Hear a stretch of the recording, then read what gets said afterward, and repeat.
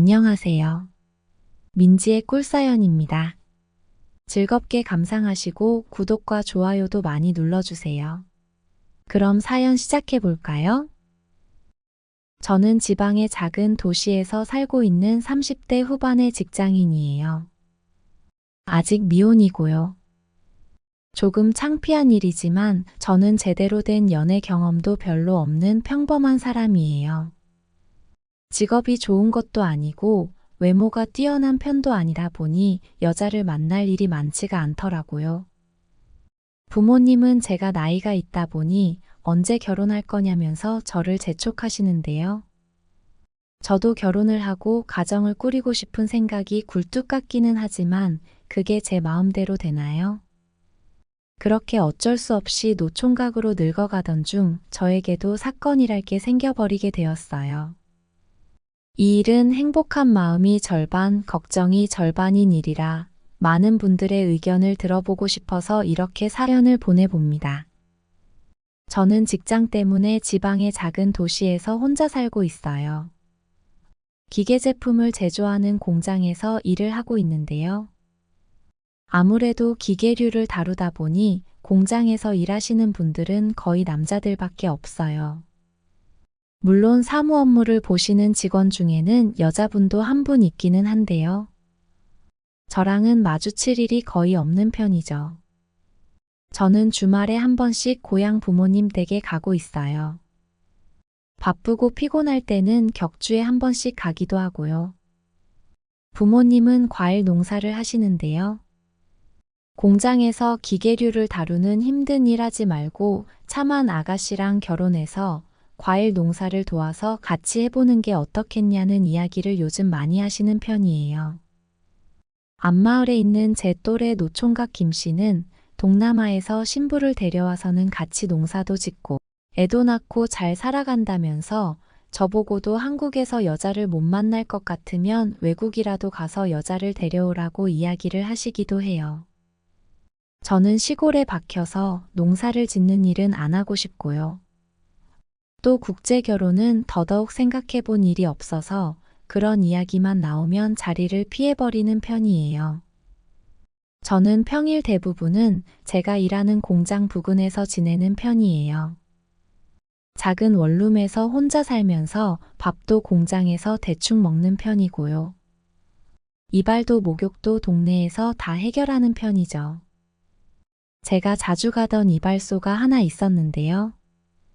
이발소 사장님이 같은 고향 분이기도 했고 친절하게 해주셔서 수년째 그 이발소를 다니던 중이었어요. 그런데 얼마 전 이발을 하려고 갔는데 그 이발소가 문을 닫았더라고요. 황당한 생각이 들었죠. 수년간 단골이었는데 이렇게 하루아침에 없어질 거라고는 생각도 못했거든요. 이발소 앞에 있는 슈퍼에 가서 캔커피를 한 잔 사 먹으면서 물어봤더니 이발소 아저씨네 가족이 다른 동네로 이사를 가버렸다고 하시더라고요. 아쉬운 생각이 들었어요. 가격도 싼 편이었고 머리를 자르고 나면 주인 아저씨가 머리도 박박 시원하게 감겨주셔서 저는 마음에 들었거든요. 그래도 어쩔 수 없죠. 머리가 덥수룩해졌기 때문에 저는 다른 이발소를 찾아서 동네를 천천히 돌아다녀 봤죠. 그렇게 10분 정도 걸었을 때였어요. 이 동네에서 수년을 살았지만 잘 가던 동네는 아니었는데요. 조용한 동네 한켠에 미용실이 하나 있더라고요. 전에 미용실을 안 가본 건 아니었는데 몇 년간 남자에게 머리를 깎다가 미용실을 가려니 선뜻 발걸음이 떨어지지는 않았어요. 그렇게 미용실로 들어갈까 말까 고민하다가 안에 있는 사장님으로 보이는 여자분하고 눈이 딱 마주쳤죠. 제가 머리를 깎을 손님처럼 보였는지 저를 보고는 살짝 웃어주시더라고요. 그래서 사장님의 웃음에 끌려서 에라 모르겠다는 생각으로 그 미용실에 들어가게 되었죠. 때마침 가게에는 손님은 없었어요. 손님이 와서 반가웠는지 엄청난 콧소리를 내면서 주인 아줌마는 저를 의자로 안내했죠. 머리를 어떻게 자를 거냐, 무슨 일을 하냐는 등의 질문을 계속하면서 그 아줌마는 머리를 잘라주는 내내 쉬지 않고 저에게 말을 걸었어요. 솔직히 처음에는 조금 부담스럽기는 했는데요. 살갑게 대해주는 듯 해서 조금씩 적응이 되기는 하더라고요. 그리고 주인 아줌마라고 여러분에게 이야기는 드렸는데 알고 봤더니 저보다 2살 많은 누나였어요. 이분을 미숙 씨라고 할게요. 미숙 씨는 푼숫기가 조금 있는 편이었는데요. 그래도 머리도 잘 잘라주고 샴푸도 야무지게 해주더라고요. 제가 전에 있던 이발소 아저씨가 머리를 시원하게 감겨줘서 좋았는데 가게가 없어져서 아쉽다는 이야기를 했거든요. 그랬더니 미숙 씨가 자기가 더 시원하게 감겨주겠다면서 어찌나 꼼꼼하게 머리를 감겨주는지 너무 기분이 좋았어요. 미숙 씨는 몸매도 좋은 편이었는데요. 일부러 그러는 건지는 모르겠지만 머리를 잘라주고 샴푸해줄 때 자꾸 몸이 닿더라고요.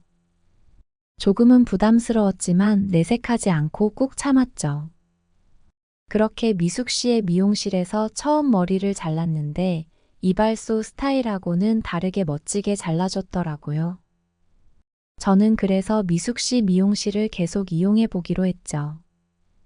저는 머리가 자주 자라는 편이어서 보통 2주나 3주에 한 번씩 머리를 자르는데요.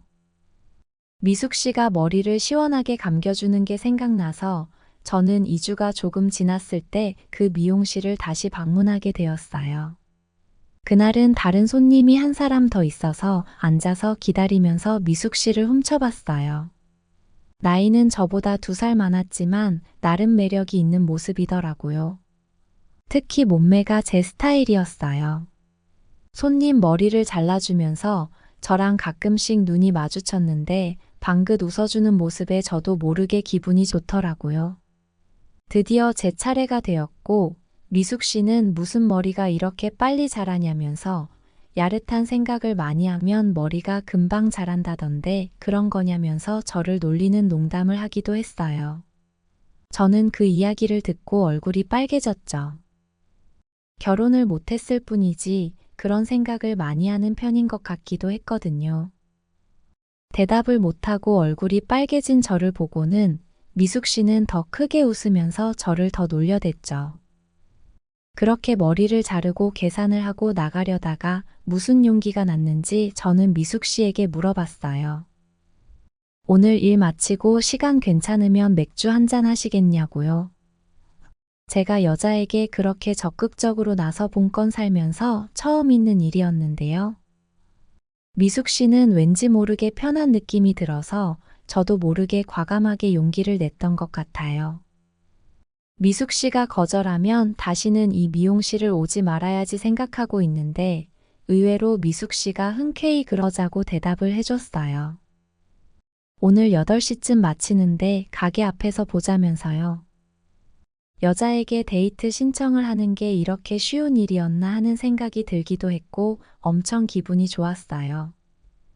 그렇게 그날 저녁 저는 나름대로 멋지게 차려입고 미숙 씨를 만나러 갔죠. 얼마 만에 여자와 하는 데이트인 건지 가슴이 너무 두근거려서 일이 손에 잡히지를 않더라고요. 약속 시간에 미용실 앞으로 갔더니 미숙 씨가 화사한 원피스를 예쁘게 꾸며 입고 기다리고 있었죠. 평생을 살면서 거의 처음 해보는 거나 마찬가지인 데이트라서 심장이 마구 쿵쾅댔죠. 미숙 씨는 저를 발견하고는 방긋 웃으면서 손을 흔들었고요. 저도 멋쩍게 손을 흔들어 답했어요. 미숙 씨가 배가 고프다길래 여성과의 첫 데이트에 뭘 먹어야 하나 순간 고민이 됐어요. 어리숙하게 미숙 씨에게 먹고 싶은 게 있냐고 물었더니 파전에 막걸리를 먹고 싶다고 하더라고요. 저는 미숙 씨를 데리고 동네에서 파전을 가장 맛있게 하는 곳으로 갔죠. 조용한 곳에 자리를 잡고 우리는 파전에 막걸리를 먹으면서 많은 대화를 나눴어요. 미숙 씨는 제가 하는 이야기에 엄청 반응도 잘 해주고 웃기도 많이 웃어줘서 분위기가 얼마나 좋았는지 몰라요. 많은 이야기를 나누던 중 우리는 가족 이야기도 했는데요. 미숙 씨는 사실 몇 년 전에 이혼을 했다고 하더라고요. 아이도 한 명 있고요.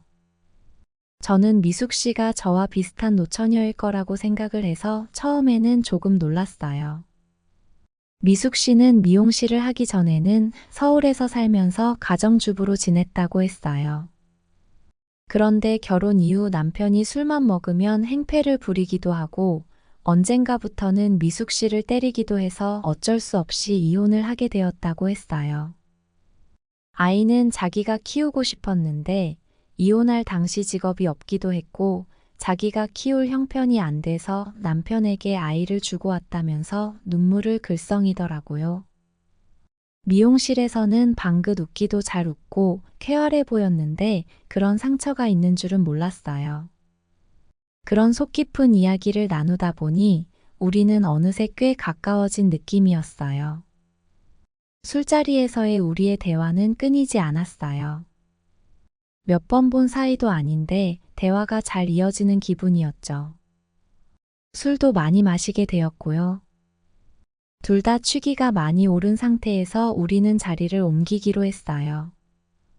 비틀거리는 미숙 씨를 부축하면서 자연스럽게 스킨십도 하게 되었고요. 이 차를 어디로 가야 하나 고민하던 중 미숙 씨가 제가 사는 집에 가보고 싶다고 하더라고요. 저는 남자 혼자 사는 집이라 호라비 냄새가 날 것 같아서 손사래를 치면서 거절했는데요. 미숙 씨가 조르듯이 떼를 쓰는 바람에 결국 막걸리 몇 병을 사들고는 저희 집으로 이 차를 가게 되었어요. 저는 정말 작은 원룸에 혼자 살고 있었는데요. 그 좁은 공간에 미숙 씨와 단둘이 있으려니 엄청 기분이 이상하면서 심장이 두근대는 기분이었어요. 우리는 침대에 나란히 기대 앉아서 막걸리를 마시면서 대화를 이어나갔죠. 대화를 이어가던 중 미숙 씨는 이 원룸에 여자를 데려와 본 일이 있냐고 물었고 저는 제대로 된 연애를 해본 일도 없다면서 얼굴을 붉혔어요. 미숙 씨는 제가 남자답고 순수한 매력이 있는데 왜 연애도 못 해봤냐면서 저를 안타까운 표정으로 바라봤어요. 술에 취해 안타깝게 저를 바라보는 미숙 씨가 너무 예쁘다는 생각이 들었고 저는 참을 수가 없었죠. 저는 심장이 너무 두근거린다면서 왜 그런지 모르겠다고 창문을 좀 열어야겠다고 말하고는 일어났는데요. 그때 미숙 씨가 제 손을 잡으면서 심장이 두근거리는 게 자기 때문이냐고 물었죠. 저는 말없이 고개를 끄덕였어요. 그러자 미숙 씨는 오묘한 표정으로 일어나서 방에 불을 껐죠. 그리고는 오늘은 하루 자고 가겠다고 했어요. 그렇게 저는 그날 미숙 씨와 밤새 사랑을 나누게 되었죠. 부끄럽지만 그게 저에게는 처음 있는 일이었고요. 미숙 씨는 어설픈 저를 잘 이끌어 주었어요. 저는 세상에 이런 느낌도 있다는 것을 처음으로 알게 되었죠. 우리는 그 후로 연인처럼 지내게 되었어요. 매일같이 저는 미숙 씨와 만나서 데이트를 했고요. 미숙 씨는 제 방에서 자고 가는 날도 많았죠. 저는 미숙 씨 덕분에 매일 행복이 머리끝부터 발끝까지 가득한 기분이었죠. 그렇게 2달쯤 지났을 무렵이었는데요. 사랑을 나누고 난 후 제 팔베개를 베고 있는 미숙 씨에게 물어봤어요. 혹시 나랑 같이 사는 거 어떻게 생각하냐고 말이죠. 저는 미숙 씨랑 저랑 잘 맞는 생각이 들었거든요. 비록 이혼을 한 번 하기도 했고 아이도 있지만 남편이 키우고 있으니 상관없잖아요. 저도 젊고 미숙 씨도 젊으니 둘만 마음이 맞으면 새 출발을 할 수도 있겠다는 생각이었고요. 무엇보다도 저는 미숙 씨가 너무 좋았어요. 평상시에도 저에게 잘해주는 편이었고 밤이면 제 혼을 쏙 빼놓고는 했거든요. 미숙 씨는 자기는 애가 있는 이혼녀인데 괜찮겠냐고 자기는 제가 좋다고 제 뜻에 따르겠다고 했죠. 그렇게 저는 엉겹결에 침대에 누운 채 미숙 씨에게 프로포즈를 해버리게 되었죠. 우리는 결혼 이야기가 나온 이후로 더 급속도로 가까워지게 되었죠. 저는 이제 아예 퇴근 후에는 미숙 씨의 미용실에 가서 가게를 정리하는 걸 도와주기도 했고요. 미숙 씨는 저의 집에 와서 밑반찬거리를 해주고 빨래며 청소를 해주기도 했죠. 그리고 얼마 후에 저는 미숙 씨를 데리고 본가의 부모님을 방문하기로 일정을 잡았죠. 저는 미숙 씨의 과거를 다 받아들이기로 했고 저에게는 그런 게 걸림돌이 되지는 않았는데요. 부모님에게 어떻게 이야기를 해야 하는지는 고민이 되더라고요. 저는 제 솔직한 생각을 미숙 씨에게 말했죠. 미숙 씨가 감추고 싶어 하면 부모님께 미숙 씨의 지난 일들은 이야기하지 않을 생각이었어요. 그런데 미숙 씨는 부모님께 거짓말을 하고 싶지 않다고 하더라고요. 다 말씀드리고 인정을 받고 싶다고요. 저는 미숙 씨의 의견을 존중하기로 했어요. 다만 앞으로의 일들이 쉽지 않겠다는 생각이 들기는 했죠. 그리고 약속 당일이 되어서 저는 미숙 씨를 데리고 부모님 댁으로 가게 되었죠. 부모님은 처음에는 미숙 씨를 반갑게 맞이해 주셨는데요. 저녁을 먹은 후 차를 한 잔 마시는 사이에 미숙 씨가 본인의 이야기를 다 말씀드리자 부모님의 반응이 180도 바뀌기 시작했어요. 아버지, 어머니 모두 이 결혼을 절대 허락할 수 없다면서 당장 집에서 나가라고 고함을 치셨죠. 저는 어머니에게 따기까지 맞게 되었고요. 이게 그렇게까지 화를 낼 일인가 싶어서 당황스러운 생각마저 들었죠. 그렇게 저와 미숙 씨는 쫓겨나듯이 부모님 댁에서 나오게 되었어요.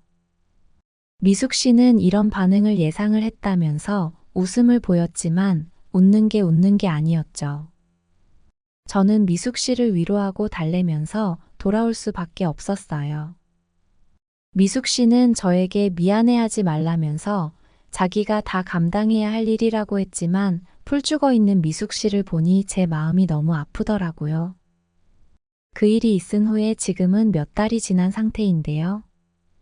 아직도 부모님은 미숙 씨를 며느리로 받아줄 수는 없다면서 완강한 태도를 고집하고 있으세요.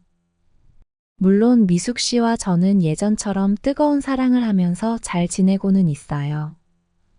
저도 미숙 씨를 포기하고 싶은 생각이 조금도 없고요. 저 어떻게 하면 좋을까요?